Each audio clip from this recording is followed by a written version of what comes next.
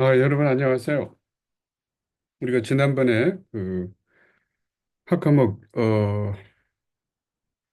두 번째 발달 단계 그거 하다가 지난 금요일 날 실험 수업이 없어서 거기에 대한 보강으로서 오늘 하도록 하겠습니다.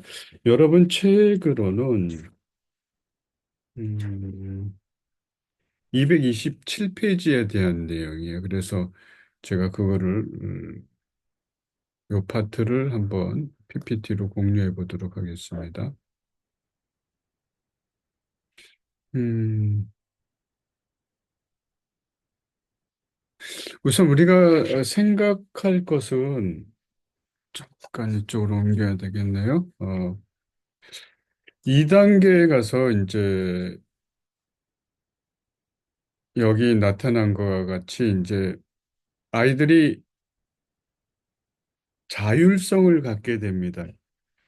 우리가 이제 발달 심리학에서 처음에 우리가 본 것처럼 심리학에서 보는 인간의 발달 성숙의 최종적인 목적은 성장 과정에서 이제 부모에게 전적으로 의존할 수밖에 없지만 조금씩 조금씩 이렇게 자라면서 정신적으로 신체적으로 한 부분씩 발달되면서 부모로부터 자기가 독립적인 존재로 이렇게 가는 거예요.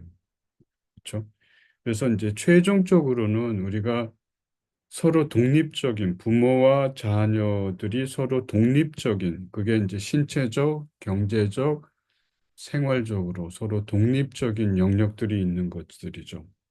그러고 나서 또 한편에서는 필요할 때는 서로 이렇게 뭉쳐서 협조하고 도와주고 그게 살아가는 게 제일 건강한 것 같아요. 그게 신앙에서도 통하고 그다음에 일상생활에서도 됩니다. 그래서 이 시기에 아이들이 유아기 때 이제 관략근을 움직이면서 자기의 자율성을 갖게 되고, 물론 이제 부모가 그걸 참고 기다리고 그 자체를 이제 인정해 줄 때, 그렇죠. 이제 배변 훈련이 그거라 그랬죠. 근데 만약 이제 배변 훈련이 잘 안 됐을 때, 어쨌거나 배변은 아이들 자기 몸에서 나온 뭐 신기하고 이상한 것이긴데 이걸 실은 부모 입장에서 보면은 배변이라는 게 예를 들어서 배변을 싫어하는 분도 있죠. 근데 얘기 드렸지만 배변, 소변 이렇게 우리가 배출이 안 되면 실은 사람 굉장히 곤란해져요. 얘기 드린 것처럼 저는 배변이 잘 안 돼서 고생을 몇 번 했거든요. 근데 어떤 고통보다도 내가 느낀 것 중에서 가장 심한 고통이었어. 어떤 것보다도. 그러니까 이제 아이가 그렇게 한 것에 대해서 부모가 부모 입장에서 이해하면 안 되고 아이 입장에서 항상 이렇게 이해를 해야지 돼요. 그러니까 우리가 늘 살아가면서 실수하는 것이 많은 사람들이 실수하는 거예요. 그게 어른이 됐던 아이가 됐던 어, 자기 입장에서 이렇게 보는 거예요. 자기 입장. 그러니까 자기 자신이 갖고 있는 입장이라는 게 분명히 있어야 되죠. 그래서 자기 관점도 있고 자기 주관성도 있고 그런데 문제는 사람이 다 자기 입장 같지 않잖아요. 그러니까 내가 상대방을 알기 위해서는, 내가 너를 알기 위해서는, 또 여러분의 부모를 알기 위해서는, 또 부모님이 여러분을 알기 위해서는 내 입장에서 들어가지 말고 상대방의 입장이었으면 어땠을까, 어떠할까를 자꾸 생각하는 거예요. 자꾸 생각하는 거. 그리고 그걸 연습하는 거예요. 그게 100% 되지 않겠지만 그렇게 됨으로써 우리가 대화가 통하고 성숙해지는 거거든요. 그러니까 부모들이 성숙하지 않으면은 아까 뭐 배변 훈련하는 거 이걸 어느 입장에서 보냐면 어른들 입장에서 보니까 더구나 배변 같은 게 냄새 나고 싫은 거다. 이건 자꾸 멀리 해야 될 거다. 이렇게 생각하면은 자연히 자기의 아이들도 배변을 하고 그 배변을 하면서 또는 성인들처럼 이제 어떤 적합한 시간 내에 하지 못하고 보통 배변하러 가가지고 네. 놀거든요. 룰루랄라 그러면서.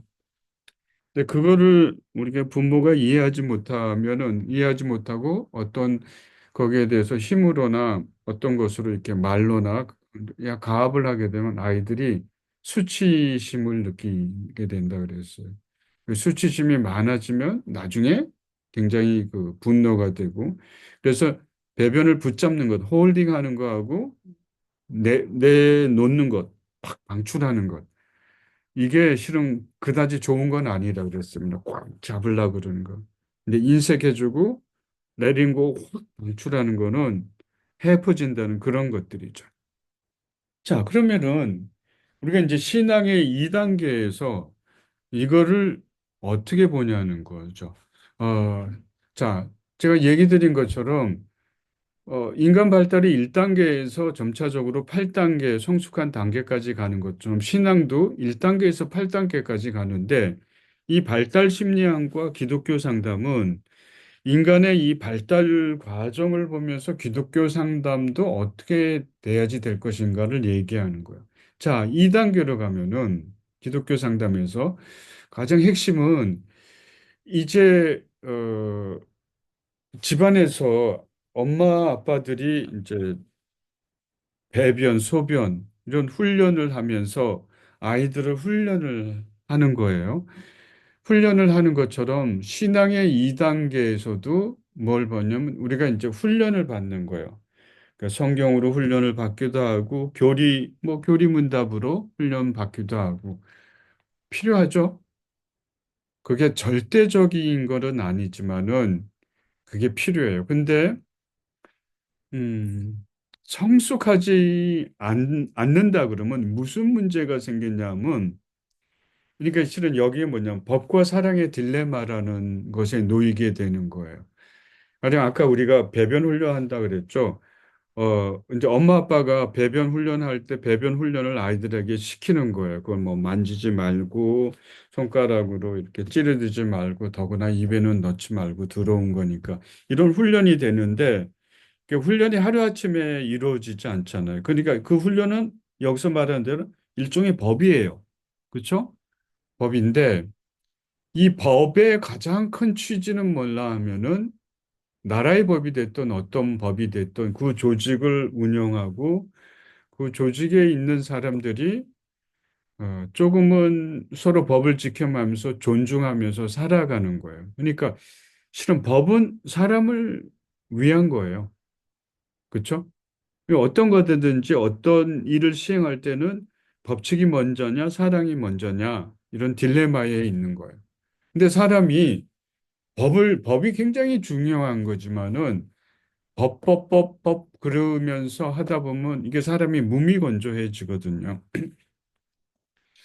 그, 실은 직업 중에서 내가 알기로는 가장 힘든 직업 중에서 하나가 판사들이라고 알고 있어요. 판결문, 여러 가지 이제 재판에 올라온 여러 가지 이제 서류들을 읽고 작성해야지 되고 하기 때문에 그분들이 갖고 있는 이 문자, 글에 대한 시간을 이렇게 내야지 되는 거는 굉장히 많은 시간을 내야지 되는 거로 알고 있어요. 그렇기 때문에 이제 이분들은 이제 용어 하나하나에 굉장히 이제 신경을 곤두세워서 거기에 집중한다고 알고 있어요. 그러다 보니까 용어가 중요하고 문자가 중요하고 왜냐하면 이게 법하고 연관이 돼 있으니까 거기에 이제 온갖 신경을 다 막 신경을 쓰는 거예요. 자, 그러다 보면 뭐가 메말라 갈까요? 감정이 메말라 가죠. 감정이라는 게. 그러니까 인간이 이성뿐만 아니라 감정적인 존재잖아요. 그래서 이 감정이 메말라가는 직업을 가진 사람들한테는 사람들이 뭐냐면 그와 반대된 연습을 좀 하라고 하는 거예요. 뭐냐면 시 쓰는 연습을 하라. 시. 그러니까 시는 단어를 하나 쓰는데 그 단어 안에 아주 깊은 의미들이 내포돼 있잖아요. 그죠? 그래서 용어 하나하나를 쓰면서 거기에 자기의 감정이 온갖 감정이 다 들어가 있는 거예요. 그래서 균형을 맞추는 거예요. 두 번째 신앙 단계로 가면서 사람들이 기독교에 대한 법도 배우고, 성경에 대한 것도 배우고, 그 다음에 교리에 대한 것도 배워요. 법을 배우는 것들이죠. 근데 이 중에서 뭐냐면 그 법을 배우는 가장 큰 목적은 인간에 대한 사랑이 뭐, 근데 잘못하면은 이게 법이 모든 것을 통괄하는 것으로 생각을 하는 거예요. 그러니까 우리가 있는 지금 나라의 법이나 아니면 우리 뭐 이 교통법규도 그래요. 교통법규의 가장 큰 목적은 법으로서 사람을 통제한다는 의미도 있지만 일차적인 목적은 교통법규를 지킴으로써 모든 사람이 원활하게 어느 때는 양보했다가 어느 때는 통과했다가 요 계대 사거리 같은 경우에 신호등이 있잖아요. 신호등의 가장 큰 목적은 차량을 원활하게 움직일 수 있도록 하는 거예요. 그래서 어떤 때는 빨간 불 때는 가지 말아야 되고 파란 불 때는 통과를 해야지 되고 그렇게 되는 거죠. 그래서 근데 이제 문제가 뭐냐면 두 번째 도덕적 사디즘 또는 종교적 사디즘이라고 한번 보세요. 이게 뭐냐면 이 법의 최종적인 목적이 인간에 대한 사랑이다. 이런 시각을 못 갖게 되면은 신앙의 두 번째 단계에 들어가면 이 법으로서 이제 신앙에 배운 어떤 율법이나 교리나 이런 거로서 사람을 이렇게 잡을 수가 있어. 사람을 판단하고 평가하는 거예요. 여기 사디즘이라는 게 도덕적 사디즘, 종교적 사디즘이라고 돼 있는데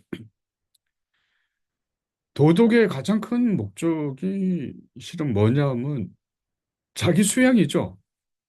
내가 도덕을 지켜서 내가 남들보다 우월하다는 도덕을 지키는 건 아니잖아요. 뭐 그렇게 하는 사람이 있을 수도 있겠죠. 실은 엄격한 의미에서 자기 수양이에요. 자기가 도덕적으로 살고. 종교의 목적이 뭐예요? 여기서 뭐 기독교를 얘기하는 거지만. 기독교의 가장 큰 목적은 신앙은 내가 하는 거예요. 내가 신앙을 해서 남을 판단하기 위한 게 신앙의 목적이 아니에요. 도덕도 마찬가지고. 근데 이 사디즘이라는 거는 약간 병리적인 현상인데 내가 내가 갖고 있는 성적 파워로서 상대방을 이제 억누르고 그 사람들이 거기서 고통스러워하면서 비참해 있는 그 상황을 보면서 즐기는 거예요. 그러니까 우리가 공식적인 용어로는 가학성 음란증이라는 표현을 해요. 그러니까 도덕적 사디즘, 종교적 사디즘이라 그러면은 뭐냐면 사람이 정신을 안 차리면 이 법을 가지고 남한테 내가 하고 있는 도덕, 내가 하고 있는 종교, 그게 이제 내가 비교하면서 내가 그 사람보다 낫다고 생각하는 거예요. 그게 어떤 지위로 있던 어떤 뭐 봉사로 있던 헌신이 있던 그래서 그렇게 함으로써 나는 이렇게 하는데 왜 당신은 이 정도밖에 못해? 그렇게 하는 게 다른 게 아니지. 이렇게 얘기를 하는 거예요. 그러면 그거를 들은 사람이 어떻게 생각을 하냐면 자기가 실은 그렇게 못하고 그 사람처럼 그러다 보니까 그 말을 듣고 되게 괴로워하는 거예요. 그리고 그 괴로워하는 거를 보면서 즐겨하고 상대방의 피해 입으면서 그게 내가 저 사람보다 위에 있다고 하면서 그걸 즐기는 걸 도덕적 사디즘과 종교적 사디즘이라고 그래요. 그래서 성경에서 수없이 마테마가 누가 요한복음에 예수님하고 종교 지도자들 바리새인 사두개인 율법 지도하는 사람들하고 많은 논쟁이 있잖아요. 많은 논쟁이 있는데 논쟁의 핵심은 이거 법과 사랑의 딜레마예요. 가령 예수님이 안식일에 병자를 고치니까 너 안식일에 왜 병자를 고치냐? 율법에 그렇게 돼 있지 않다. 율법을 지켜야 된다 이렇게 얘기를 하는 거예요. 여러분 이제 현대판으로도 그렇게 얘기할 수 있죠. 그렇죠? 당신 왜 이걸 지키지 않느냐? 이렇게 얘기를 할 수 있죠. 근데 예수님이 뭐라고 얘기를 했냐면 그렇게 비슷한 얘기가 수없이 많이 있죠. 너희들에게 가축이 있는데 가축이 이제 뭐 안식일 날 웅덩이 푹 빠졌다 그러면 어, 웅덩이에서 너희를 건져내지 않느냐? 그걸 그대로 두는 사람이 있느냐? 이런 얘기. 실제로 그렇지 않잖아요. 그죠? 가축이 웅덩이에 빠지면 그게 안식일이라 그래도 다 집어낸단 말이에요. 끄집어낸단 말이에요. 그러면서 하물며 사람을 내가 아픈 사람들을 고쳐주고 이렇게 하는데 그게 무슨 일이냐 이런 얘기예요. 그러니까 예수님은 법의 취지가 법은 법이라는 걸 있어야 되지만 법 위에 있는 게 휴머니티, 인간애라는 거예요. 그래서 우리가 앞으로 주의할 게 뭐냐면 우리가 예를 들어서 기독교 뭐 교리 뭐 있어요. 있어야지 돼요. 각 교단마다. 근데 이게 인간애보다 위에 있으면은 실은 그건 되게 곤란한 거죠. 법의 가장 큰 취지는 인간애죠. 인간애라는 거예요. 그게 안 되면 안 되는 것들이죠. 그래서 예수님이 안식일에 수없이 병자들을 고치고 안식일에 뭐 율법에서 금하고 있는 얘기들을 실은 뭐 음, 한 일들이 많았어요. 근데 그게 이제 당시에 종교 지도자들한테는 많이 이렇게 거침이 됐죠. 우리 책에도 나오는데 한 목사님이 이제 80년대 우리 한국 상황에서는 지금하고 굉장히 많이 생각이 많이 틀려요. 자살이라는 게 있으면 안 되고 그렇게 안 하면 되게 좋지만은 교인들 중에서도 자살하는 사람들이 있잖아요. 근데 당시 풍토는 교인들이 자살을 하고 그 사람들을 이렇게 목사님이 장례를 집례한다는 거는 각 교단에서 되게 금기시했어요. 왜냐하면 자살이 하나님의 뜻이 아니고 또 그 사람이 하나님이 주신 목숨을 함부로 했기 때문에 그렇게 못 해준다는 거예요. 근데 80년대 충청도에서 어느 교회에서 이런 사건이 일어났는데 청년이 이제 세상을 떠난 거예요. 근데 이제 본교에 있는 목사님한테 얘기를 하니까 목사님이 하나님이 주신 목숨을 함부로 했기 때문에 이 목숨을 함부로 해서 한 사람을 내가 장례를 해줄 수 없다. 이렇게 얘기를 한 거야. 그래서 이 청년들이 뭐 기독교식으로 장례를 치렀으면 하고 이웃교에 있는 목사님한테 갔어요. 그게 실은 장로교에서 지금은 은퇴하셨지만 김진홍 목사님 얘기예요. 이제 김진홍 목사님 심우하는 곳으로 가셨어요. 근데 김진홍 목사님 이 얘기를 듣고 해 주셨어요. 그러니까 제가 설교 내용으로 들었는데 이런 얘기를 했다 그래요. 청년이야 죽어서 이 영혼은 하나님 나라에 갔고 하나님의 소관이고 이 사람의 육신이 여기에 남아 있는데 이 육신으로 인해서 슬퍼하는 가족이 있고 친구들이 있지 않느냐. 그 사람을 위해서 내가 장례를 치러줘야지 되겠다. 그러면서 해주신 거예요. 나는 잘했다고 생각을 해요. 일단 죽고 나서는 영혼은 우리하고는 관계는 없잖아요. 남아있는 사람 문제잖아요. 그러니까 이게 뭐냐면 여러분도 나도 잘 생각해야 될 때 마치 내가 기독교적 율법과 교리를 지킨다고 생각을 하지만 한편에서는 이거 갖고 내 스스로를 얽매여서 사람에 대한 사랑을 진정 못 보는 거예요. 그리고 내가 하는 신앙생활 가지고 내가 좀 더 부지런하고 뭐 봉사를 많이 하고 뭐 헌금을 많이 하고 뭐 그런 거 가지고 이거 가지고 사람을 판단하고 비판하는 사람들이 많지는 않지만 있어요. 그리고 그게 바른 신앙이라고 생각하는 거예요. 여러분 신앙은 사람이 판단하는 게 아니죠. 만약 그 상대방이 내 신앙이 어떤지 당신 보기에는 어떠세요? 이렇게 얘기해 주면 그때야 얘기할 수 있어요. 그러나 이거를 자기가 판단한다는 입장으로 하면은 자기가 우위에 있다는 거죠. 그러니까 여기 뭐 종교적 사디즘하고 도덕적 사디즘하고 똑같은 거예요. 자, 이런 얘기들이 아까 여기 보면 예로 뭐 안식일에 병자를 치료하는 것고 있고 할례와 무할례의 비유도 있습니다.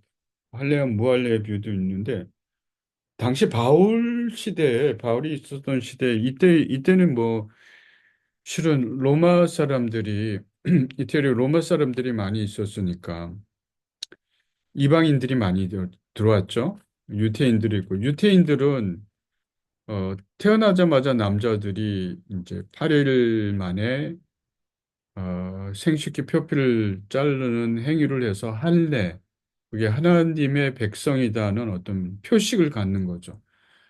그런데 당시에 로마 사람들은 음, 이스라엘의 배경이 없었잖아요. 그러니까 이 사람들은 할례 그런 게 없었죠. 근데 이 사람들이 들어왔는데 이게 논쟁이 붙은 거예요. 이 로마 사람들도 그리스도인들이 되려 그러면은 어, 뭐 소위 포경 수술을 해야지 된다. 이렇게 된 거야. 그리고 어떤 사람들은 그러니까 어떻게 보면은 로마 사람들 태생인 로마 사람들 입장에서는 하려 그러겠어요? 하기 싫죠. 그게 불편한 거고 또 고통도 많이 있고 그러는 거니까. 그래서 아마 교회에 논쟁이 생긴 것 같아요. 그때 바울서다가 이 논쟁을 보고 되게 중요한 얘기를 했어요. 할례나 무할례나 중요한 것은 할례를 했다, 나는 무할례다 하는 게 아니라 할례는 마음에 받아야 돼. 마음의 할례를 받아야 된다. 참 지혜로운 표현이죠. 할례를 했다고 받았다 그러는데 마음이 엉망인 경우도 있잖아요. 그걸 얘기하는 거예요. 이거 비슷해요. 법과 사랑의 딜레마에 대해서. 자, 다음으로 한번 볼게요. 이게 잘못되면은 국제적으로도 난 종교 전쟁하고 종교 전쟁과 신앙이 일어나는 거. 예를 들면 이스라엘과 팔레스타인이고 제가 오래전에 그 읽은 책들에 의하면은 이 세상에 이때까지 있었던 전쟁 중에 90%는 종교 때문에 발생하는 거라고. 그러니까 종교 때문에 왜 발생을 하는 이게 되게 아이러니하잖아요. 근데 기독교를 비롯해서 타 종교, 뭐 4대 종교 이런 것들이 근본은 인간에 대한 사랑 아니에요? 근데 사람들이 어느 순간에 가서는 이 종교를 갖고 있으면서 내가 최고고 내 가족이 최고고 내 민족이 최고다고 생각을 하는 거예요. 그러니까 내가 최고고 그다음에 내 가족이 최고고 내 민족이 최고다 그러면은 분명히 타인이나 타민족은 하대할 수밖에 없거든요. 나는 그래서 지금도 이스라엘하고 팔레스타인의 이 반복되는 이 싸움의 핵심에는 종교가 있다고 보는 거예요. 서로 배척을 하고 서로 죽이려고 그러고. 그러니까 이치는 법과 사랑의 딜레마에서 이 두 가지가 양쪽이 다 있어야지 되는 거예요. 그 마틴 루터가 이런 얘기를 했다 그래요. 하나님이 우리를 다스리는 데는 사랑이 6이고 법이 4다. 6대 4 정도의 비율로 가지고 우리 인간을 다스린다고 얘기를 하는 거예요. 그렇잖아요. 한 집안에 아버지가 너무 엄격해가지고 법법법법 그러면은 아이들하고 친밀감을 느끼겠어요? 그렇다고 사랑, 사랑, 사랑 그러면서 법에 대한 걸 다 무시하면은 그것도 되게 곤란하죠. 규율이 안 쓰고 뭘 어떻게 해야 되는지 모르죠. 나 중심으로 동물적으로 자랄 수밖에 없죠.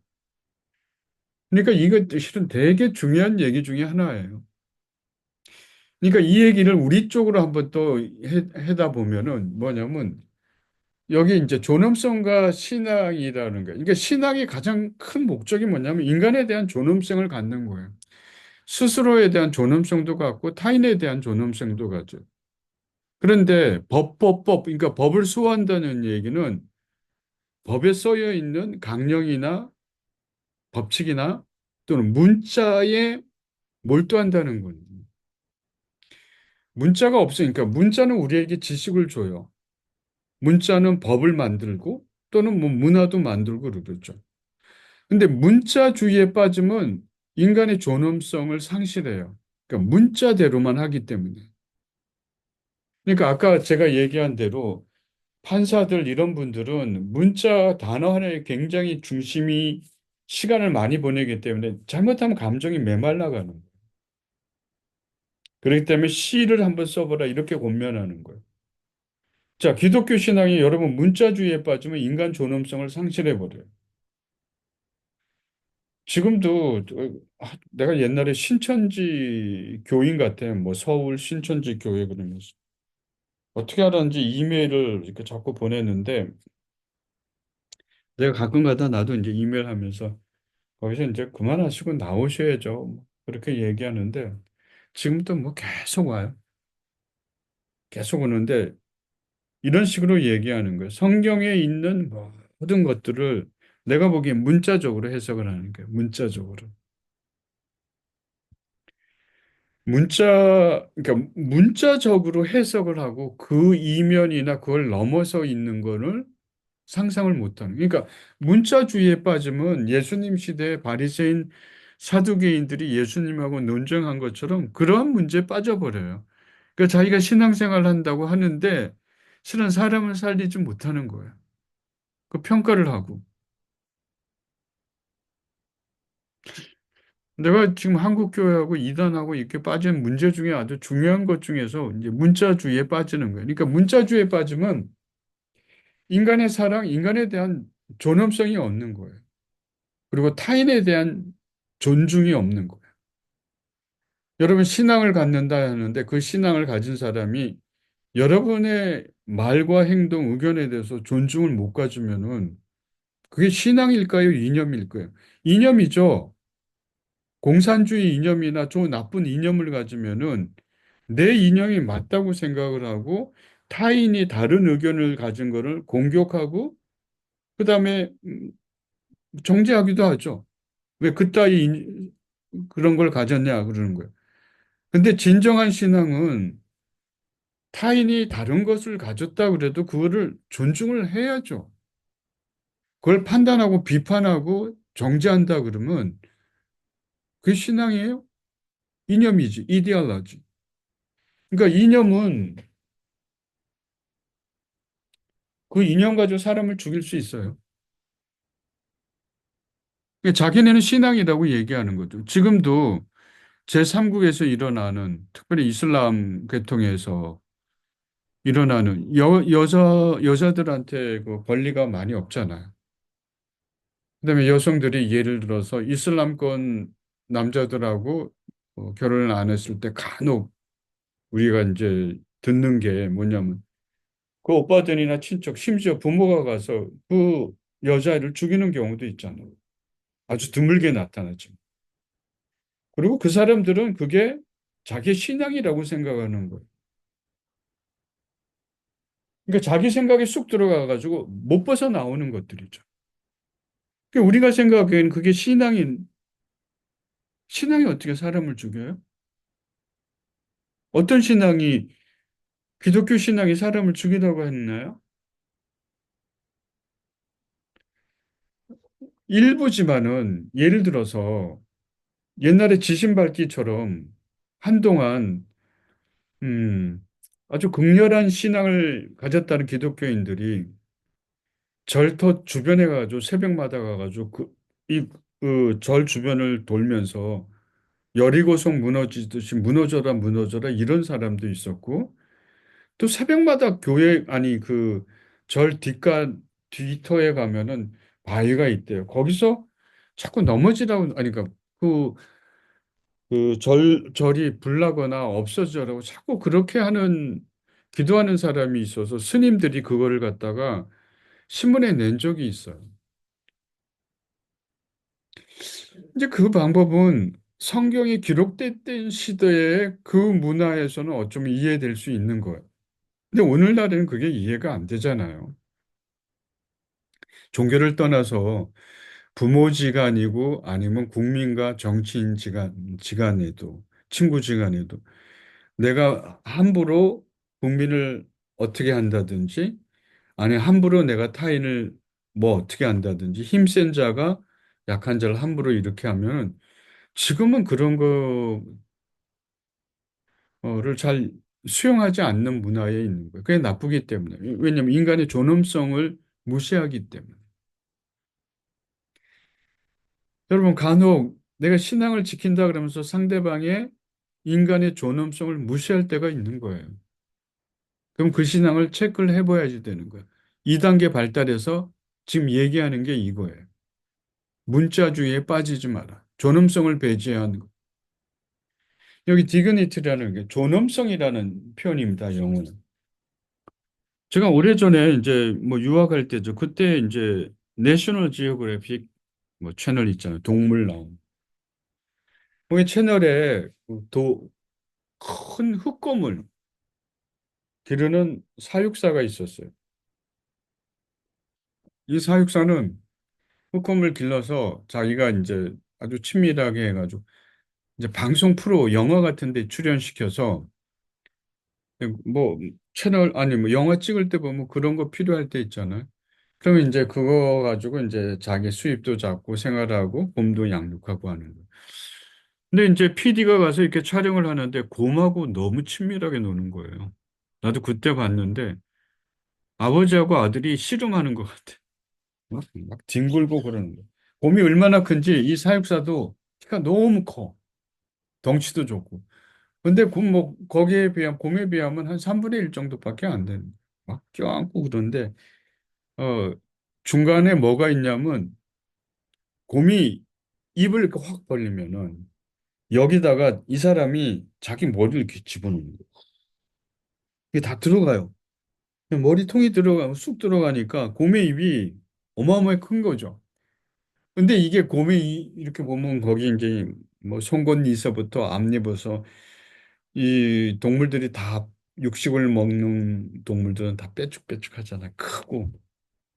그걸 덥석하면 이제 막 두개골이 깨지는 건데 그냥 그 사람이 주인이 이렇게 뺄 때까지 그냥 입을 허 벌리고 있어요.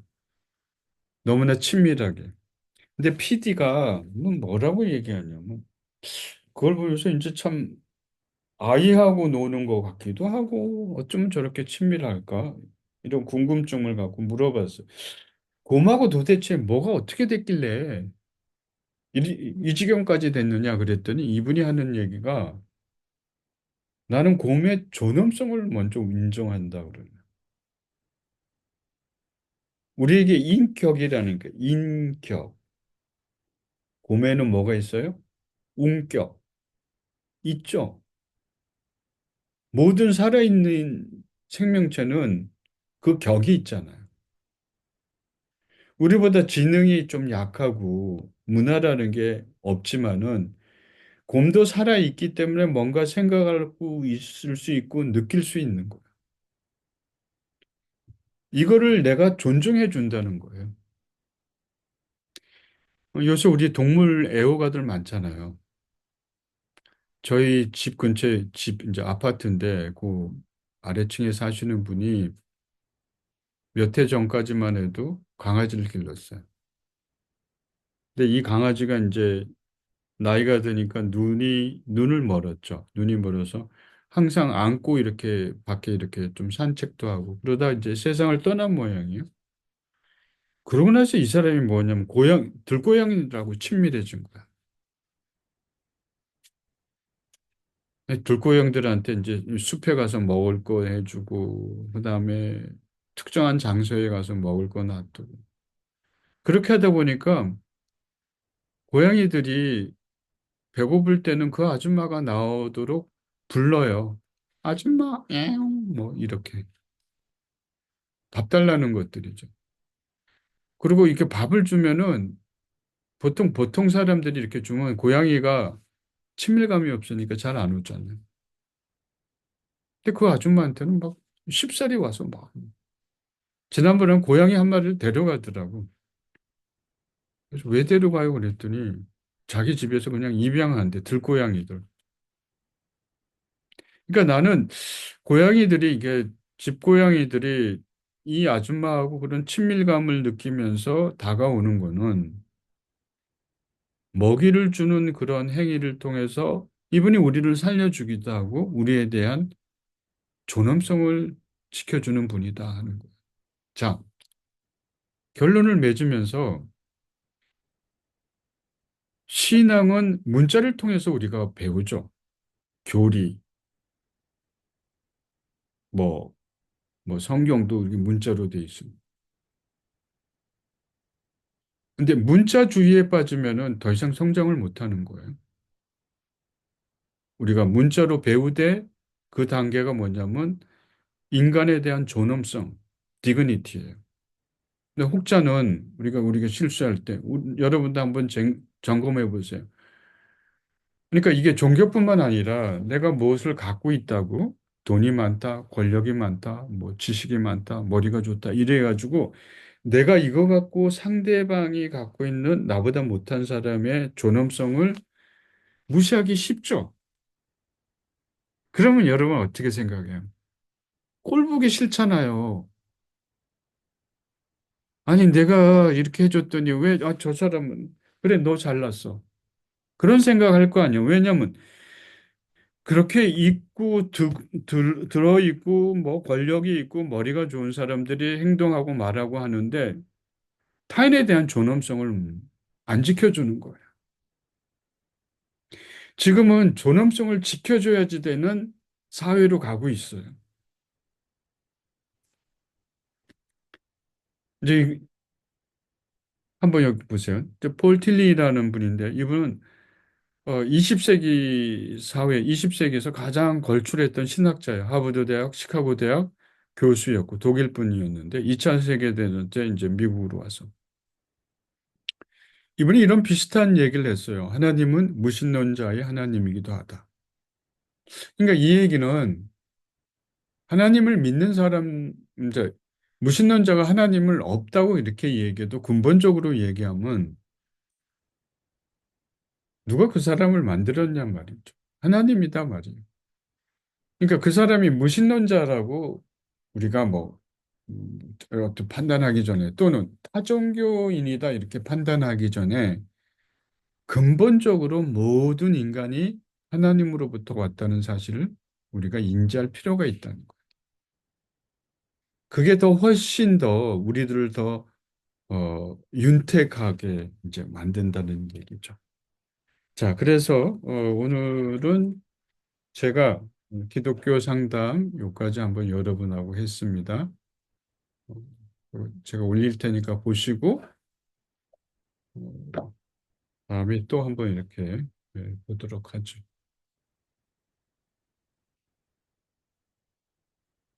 마치겠습니다. 여러분 수고했습니다. 근데 이게 잘 안 꺼지네. 오, 어디서 꺼야 되나?